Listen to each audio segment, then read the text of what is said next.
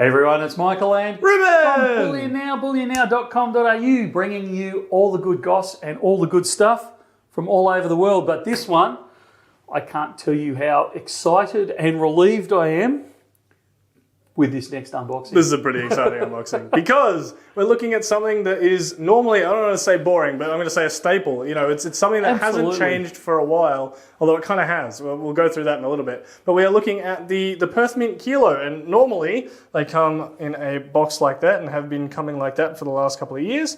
But there's been some upgrades. There is. Now, the reason there's been upgrades, and look, I'm going to go out on a limb and say we're partly to blame for this, because we've been at Perth Mint for several years over the condition that the brand new Perth Mint Kilo bars turn up in. When you compare them to something of their similar stature in the industry, where you've got the PAMP, which is a beautiful bar, nice presentation box, lined up in 5 in a row, and then a piece of thick plastic between them, and then another 5, and they're 15 kilo boxes, and they just look schmick.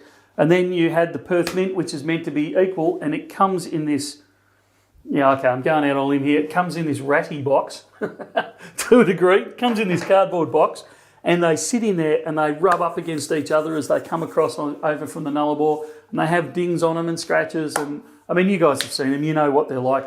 And it got to a point where we were having to open these boxes in front of customers to prove that they weren't second-hand buybacks that we've been using as a football in the back room. But now they've moved to this. They have. I'm taking it a step further. I am claiming sole responsibility. I think it feels nice to feel like I've had a stamp on the industry as a whole. This is going to be a worldwide change, and I feel partly responsible and I'm proud. So let's...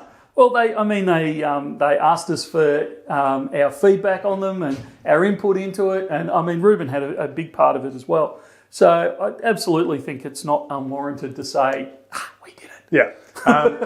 We actually are going to open up this old box in a future video. I've actually got lined up to hopefully have some of their even older styles as well, so we can do kind of a comparison throughout the ages. So yeah, stay tuned for that one. But let's take a look at the new design.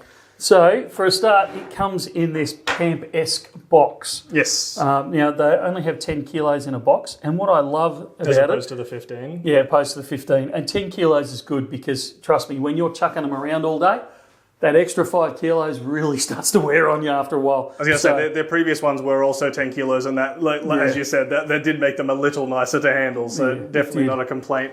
I love the fact that they're numbering the boxes. Yeah. I reckon that's really cool. So anyway, nice blue box, and it looks really nice, and it's a good solid box. So you'll absolutely, it'll take, I'm not saying you throw it around, but it'll actually take a bit of wear and tear. Yep. They're still strapped shut, which is really good. So you've got the patterning on the top there to allow them to stack on top of each other pretty well as well. So they'll lock into each other as you stack them, and if I hadn't cut them open, I'd try and show you the bottom of them. So you can see there, they're actually designed to lock into the one underneath them and the one above them. So they stack really nicely. And then when you undo them, this is our first look as well, so this is very cool. It is. So you can see they've actually increased the size of the Swan stamp on there. The lettering on them is bigger, and the thing that I love so much, because it'll save so many arguments, let me use the King's English. They've now stamped it 4 9s, whereas the older ones, and we'll see that when we do the big unboxing video of through the ages, they've been 3 9s for a long time. I'll put a clip in here of the old ones to compare to, just to show you. But yeah, no, definitely a welcome change. So does that mean I'm playing a little? Does that mean they've upped the quality of the silver, or what's the go there? You're really trying to open a can of worms. I am. No, the silver is the same quality that it was before. It's been 4 9s for many years. It's just they never updated the stamps on them. Yep. So even though they were only stamped 3 9s, if we ran them through the XRF, which we did frequently, or even when we sent them on the rare occasions where we sent to have them melted down and turned into other things, they do the chemical test them on them and all that sort of stuff, and they always came back 4 9s, no matter what process we use. So they've been 4 9s for many years. They come in these. Ooh. What do we call it? Shrink wraps. Yeah, so these shrink vacuum wrapped. sealed. bags of 5, if you like, inside there. And you can see the other side is just the same as it's always been. Yep. But yeah, nicely shrink wrapped, so they're protected in there. Then you have this layer of, I've forgotten what the term for this is. Not quite a felt, but No, yeah. it's got a vellum. A layer of vellum in between, and then you've got another row underneath that of exactly the same, and it should be vacuum sealed as well, but we'll pull it out to make sure. And then underneath that you've got another vellum. Ta-da!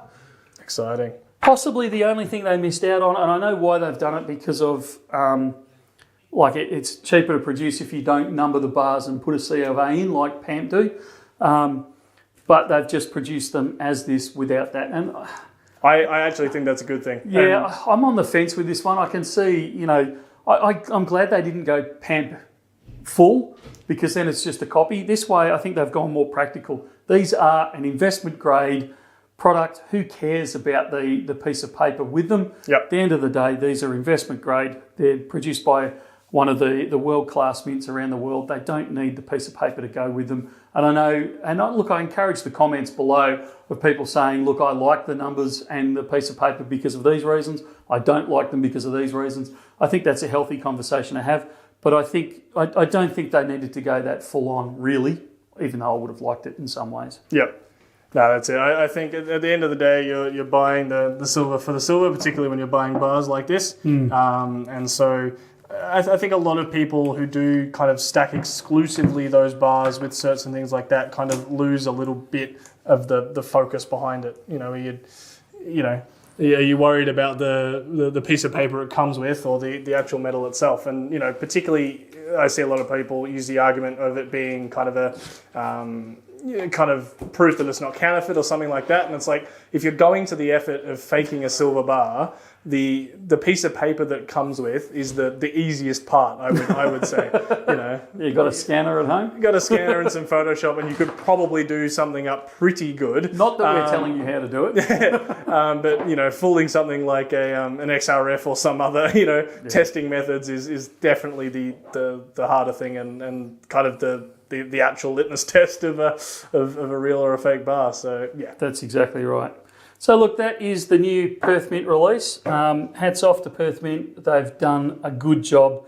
They've listened to the industry. They've listened to the feedback. They've come out with a real quality product, and they've really upped their game. And they are now serious competitors again. Yep. In that kilo silver bar market, particularly in the larger scale. So yeah, like I said, hats off to them. One thing I don't think I asked or we've talked about, is there a premium increase alongside this change? No.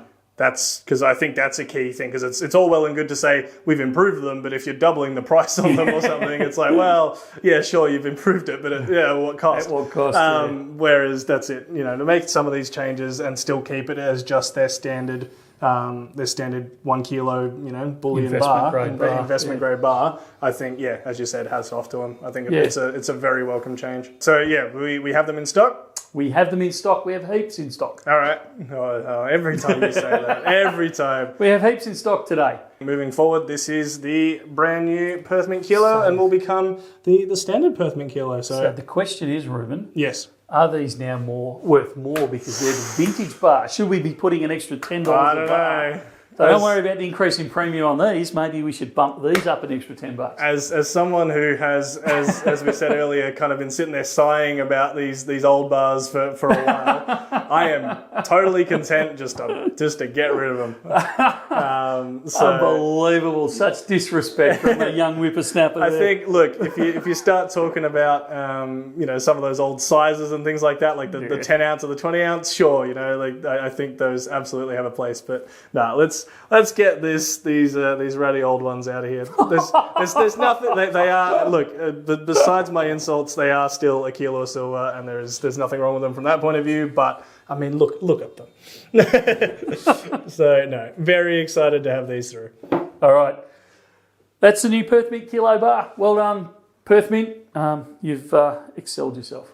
Absolutely. All right, thank you very much. We will see you all in the next video. See ya.